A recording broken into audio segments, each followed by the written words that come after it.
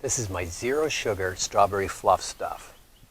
There's 8 net carbs in a serving, zero sugar. It's a nice treat, nice keto treat.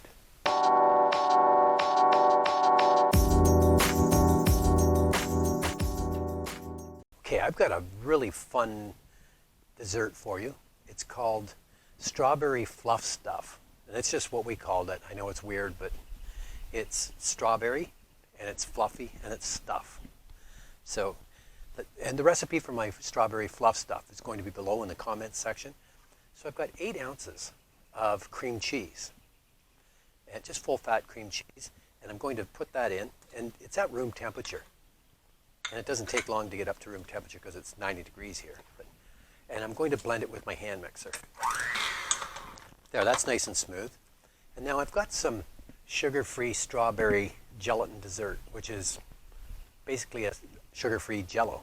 And it's strawberry flavored. And I have a half cup of water.